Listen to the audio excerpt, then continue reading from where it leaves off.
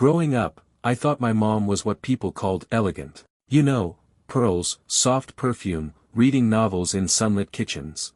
She always wore these flowy dresses, always smiled just enough without ever seeming fake. Everyone loved her. My friends joked about having a hot mom, but never in a creepy way. It was more like respect, like she was on a different level. Untouchable. My dad was proud of her, too.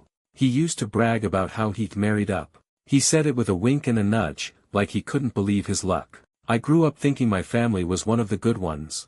No drama. No scandals. Normal. Safe. Until last summer. It started with a group text. My cousin Jason sent a screenshot in 2 words. Bro. Explain. I was at work, half listening to my boss drone on about quarterly reports. I opened the text and nearly dropped my phone. It was a screenshot of a Reddit thread, one of those gossip subs. At the top was a picture of my mom. In lingerie. Not artsy, not classy. Straight up thirsty. And beneath it, a caption that made my stomach turn. Local mom's secret OnlyFans leaked, subscriber number 1 is closer than you think. I sat there frozen, heart pounding so hard I could hear it in my ears.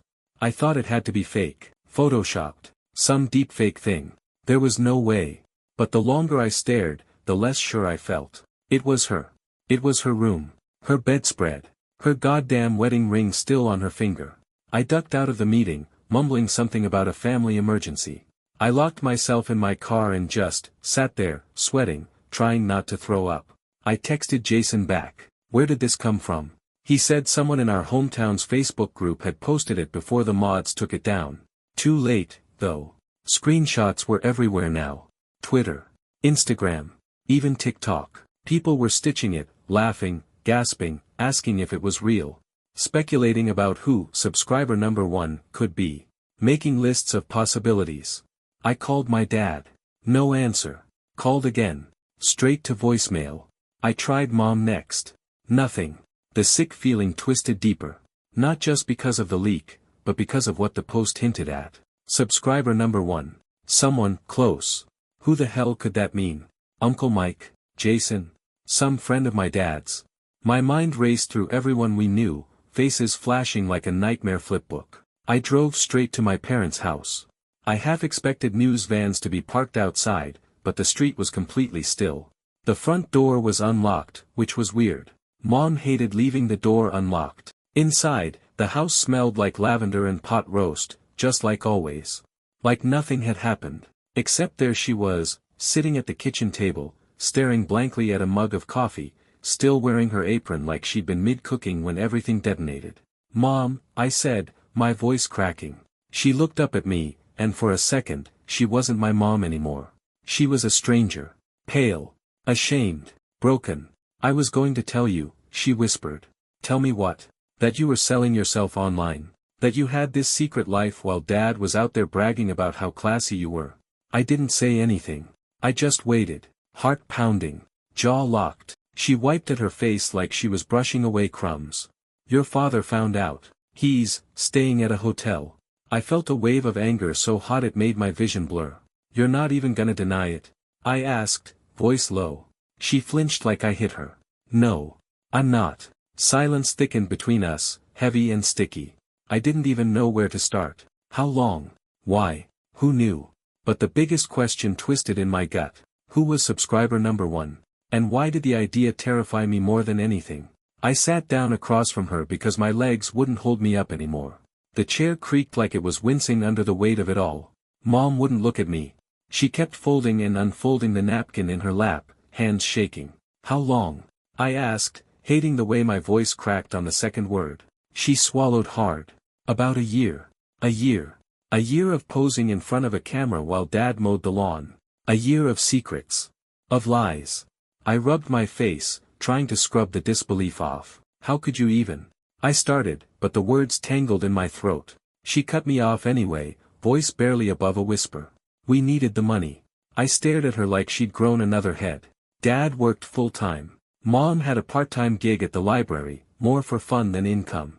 We weren't rich, but we sure as hell weren't desperate. Money for what? I demanded. She hesitated. It was the kind of hesitation that lets in the worst possibilities. Your dad, he made some bad investments. Real estate, crypto. I don't know. It went south. I leaned back, feeling like the room was tilting. I thought about all the vacations we stopped taking.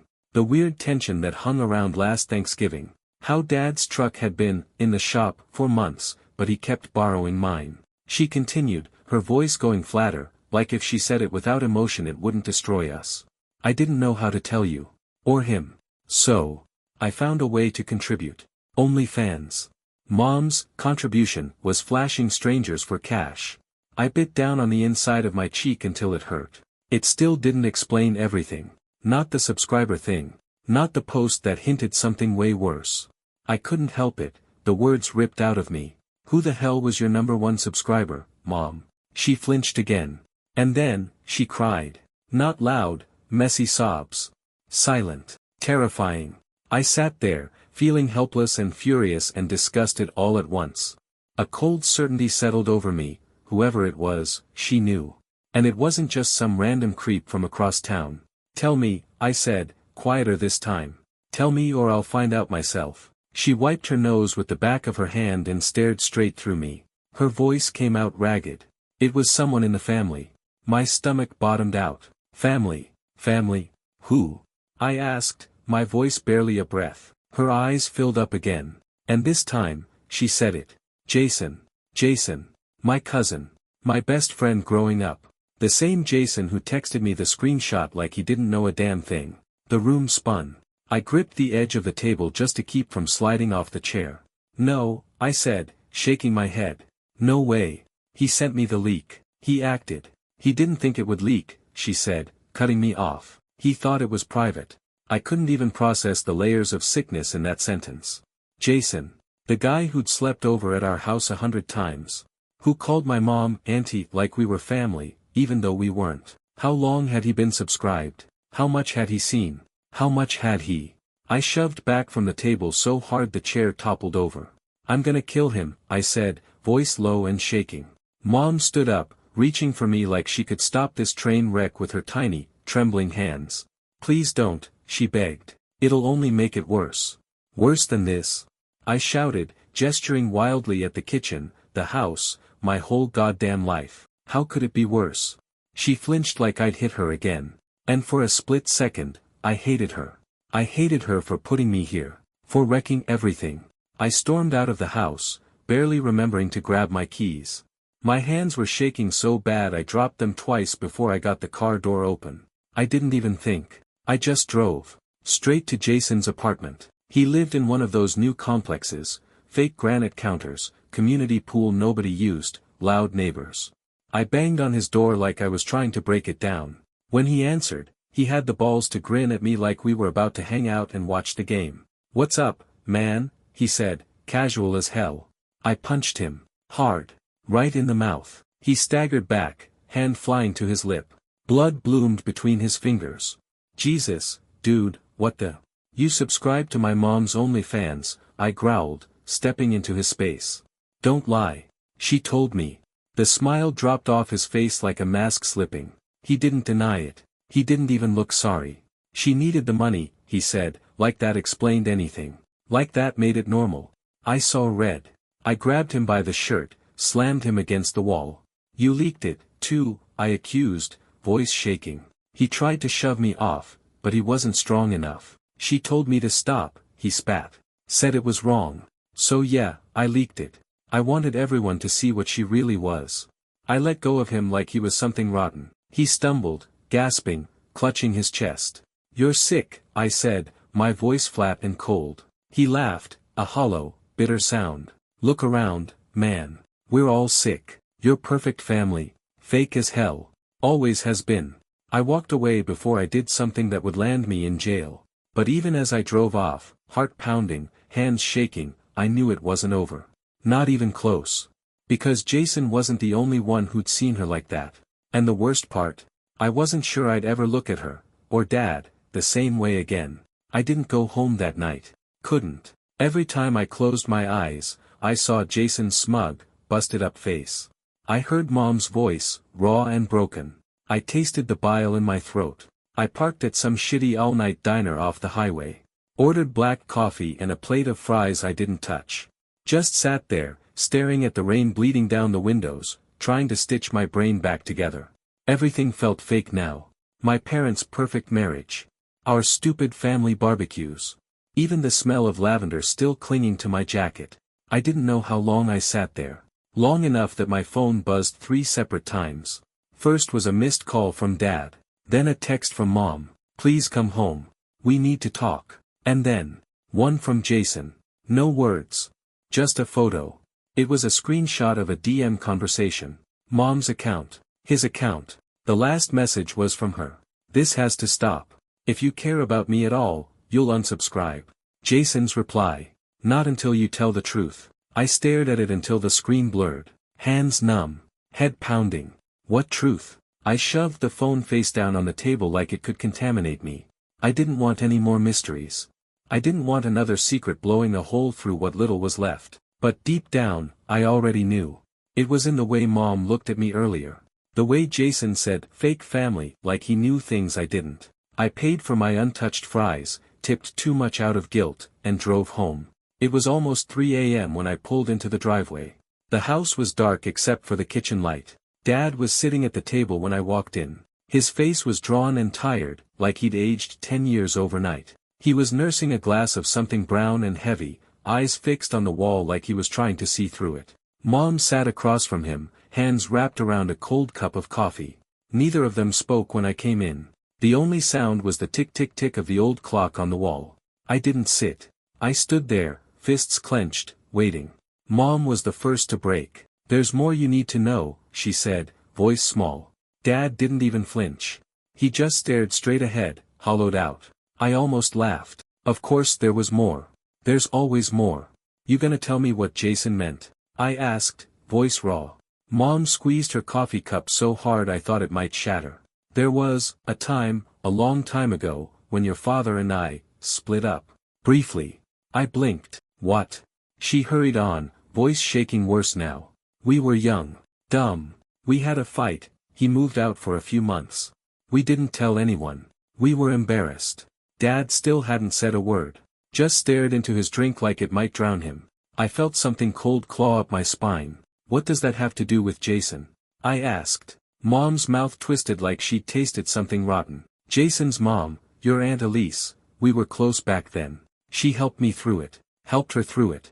Or more than that. I didn't want to say it. Didn't want to even think it. But the words forced themselves out. Did Dad cheat? The silence that followed was worse than any scream. Dad finally looked at me, eyes raw and empty. No, he said, voice low. But your mom did. It felt like the floor opened under me. I grabbed the back of a chair to stay upright. You what? I choked out. Mom's face crumpled. She buried it in her hands, shoulders shaking. It was one time, she sobbed. I was lonely. I was stupid. I thought your father didn't love me anymore. I staggered back, hands in my hair, heart jackhammering against my ribs. And Jason? I asked, barely able to breathe. Dad's mouth twisted into something ugly. He might be mine. He might not. The words hit like a body blow. I doubled over, gasping. Tears burned the back of my eyes but I refused to let them fall. Jason. My cousin. My best friend. Might be my brother. The whole world tilted sideways. Nothing felt real. I slammed my hands down on the table, making the coffee cup jump and spill. You let me grow up thinking we were family. I shouted. You let me, Jesus, he spent nights at our house. I couldn't even say it. Mom sobbed harder. Dad just looked tired. Tired and small and beaten. There was a test, Dad said dully. Back then. But it was inconclusive. So you just ignored it? I spat. He shrugged. What were we supposed to do? Destroy 2 families over a maybe? I laughed, a short, broken sound. It left a bitter taste in my mouth. Well, congrats, I said. You destroyed it anyway. I didn't wait for them to answer. I stormed upstairs, packed a bag, and walked out without looking back. They didn't try to stop me. Maybe they knew there was no fixing this. Maybe they finally realized how deep the rot went. I didn't know where I was going. I just knew I couldn't stay there. Not one more second. I spent the next 3 weeks sleeping on a buddy's couch. Chris, one of the few people I trusted anymore. He didn't ask a lot of questions. Just handed me a beer when I walked in and said, "Stay as long as you need, man." I didn't even tell him everything. How do you explain something like that? How do you say, "My cousin subscribed to my mom's OnlyFans. Oh, and he might actually be my brother"? You don't. You just lie there night after night staring at the ceiling, feeling like your whole life was a bad dream you couldn't wake up from. I blocked Jason. Blocked my parents. Let their calls go straight to voicemail until they finally stopped trying. I thought that would be enough. I thought if I cut them out, the sickness couldn't reach me anymore. I was wrong. It happened one night around midnight. I was scrolling mindlessly through Instagram, trying to keep the loneliness at bay, when I saw it. A tagged photo. Jason. Laughing at some bar. Arm around a girl. A girl I knew. Rachel. My ex. Not just any ex. The one I dated for 3 years. The one who used to say she loved how close I was with my family. My stomach twisted before my brain caught up. I clicked the tag. Her account was public, full of photos. Her and Jason. Kissing. Grinning. Piling into his stupid Jeep with all their friends. And the dates? They didn't lie.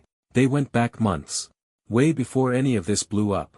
Way before Rachel and I officially ended things. I sat there, staring at the screen, hands numb. Memories crashing over me like waves I couldn't stop. Rachel, insisting she was just tired when I wanted to go out. Rachel, turning her phone over whenever a text came through. Rachel, picking stupid fights over nothing, looking for reasons to leave. God. I was so blind. So desperate to believe someone, anyone, still cared about me. Chris must have heard me curse because he stuck his head into the living room. "You good, man?" he asked, eyebrows pulled tight. I laughed. A raw, ugly sound that scraped my throat on the way out. "Yeah," I said, tossing my phone onto the couch like it burned. "I'm fucking great." He didn't push. Just nodded and disappeared back into his room.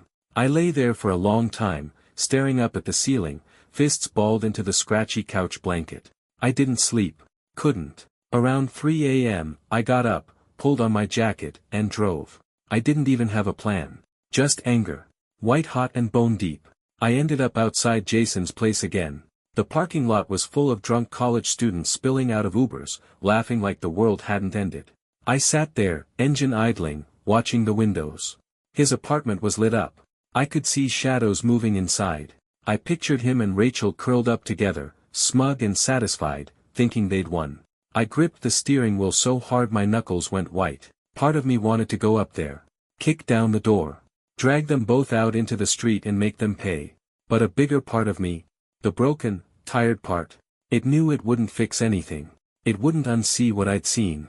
Wouldn't unsay what Mom had confessed. Wouldn't undo years of lies and secrets and rot. Nothing would. I drove instead. Aimless. Silent. Past the places that used to mean something. The high school football field where Dad used to cheer like a lunatic. The diner where Mom and I would split pancakes on Sunday mornings. The lake where Rachel first told me she loved me. They all felt hollow now. Ghost towns inside my own skin. I ended up at a crappy motel on the edge of town. Paid cash for a room that smelled like mildew and sadness. Collapsed onto the sagging mattress, staring at the cracked ceiling tiles. At some point, my phone buzzed again. Another text. This time from Mom. No words. Just a photo. It was a picture of a paternity test. Positive match.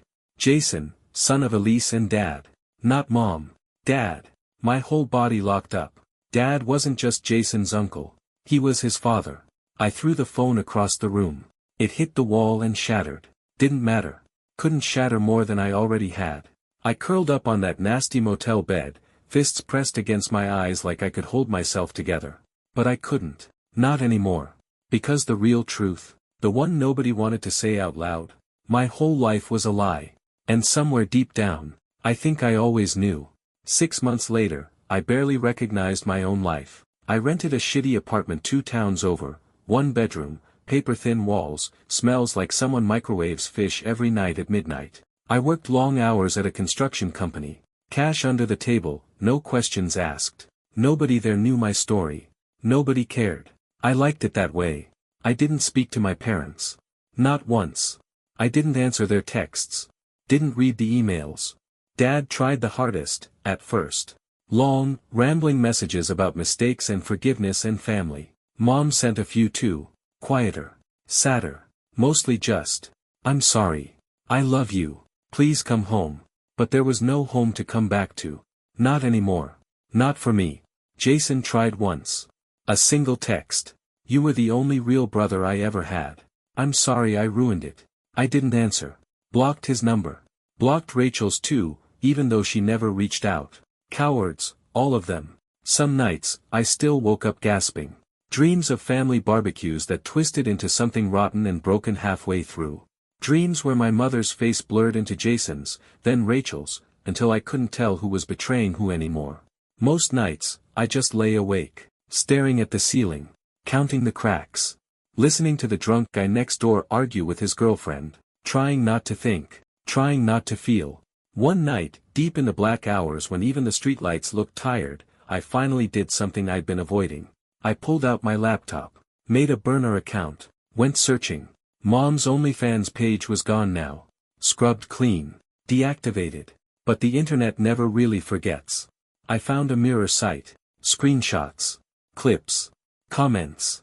Hundreds of strangers picking her apart, rating her body, mocking her, praising her, arguing over whether she was hot enough to pay for. One comment stuck with me, pinned at the top. "Funny how the people who seem perfect are always the biggest liars." I shut the laptop. Sat there in the dark, fists clenched in my lap, heart hammering. They were right. Not just about her. About all of us. I used to think I came from something solid. Something better. But the truth was, I came from liars. From cowards. From people who cared more about appearances than each other. And maybe the worst part, I wasn't any different. I spent years pretending things were fine. Smiling at Christmas dinners. Giving toasts at weddings. Backing my parents up even when things didn't make sense, because it was easier than asking hard questions. Because I didn't want to know. I let the rot grow. I was part of it. And now I was just, here. Breathing. Existing. A ghost in my own skin. One night, Chris called. Left a voicemail. "Hey man, just checking in. Miss you around here. You don't have to do this alone, you know. Call me back. Or don't. Either way, I got you." I didn't call him back. Not yet. But I saved the message. Played it sometimes when the silence got too loud. Maybe one day, I'd believe him. Maybe one day, I'd pick up the pieces. But not today. Today, I sat on the floor of my crappy apartment, arms wrapped around my knees, listening to the cheap radiator clunk and sputter. Breathing. Still here. Still broken. But breathing. For now, that was enough.